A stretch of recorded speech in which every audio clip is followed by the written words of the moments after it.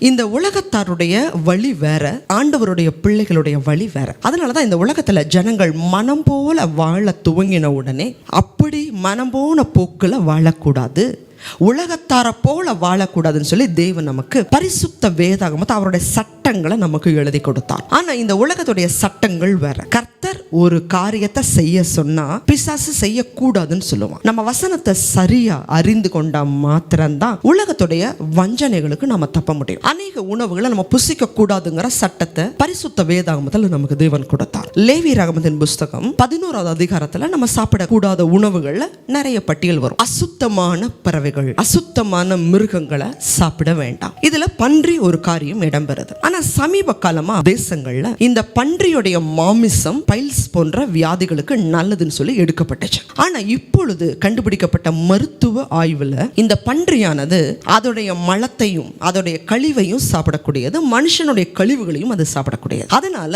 பன்றியுடைய இறைச்சியை எவ்வளவு வேக வச்சாலும் அதோடைய பாக்டீரியாஸ் அழிவதில்லை. அதனால அதை சாப்பிடும்போது மனிதனுடைய குடலுக்குள்ள அது அப்படியே இருந்து தீங்கு விளைவிக்கும். அதனால சாப்பிடக்கூடாதுங்கிற மருத்துவ தகவலை இப்ப வெளியிட்டு இருக்கிறாங்க. நீதிமொழிகள் புஸ்தகம் 31வது அதிகாரத்துல தொடர்ந்து வாசிக்கிறோம். ஒரு குணசாலியான ஸ்திரீ தன் வீட்டாருக்கு ஆகாரம் கொடுக்கிறா, பலமான வஸ்திரம் அவளுடைய உடுப்பு.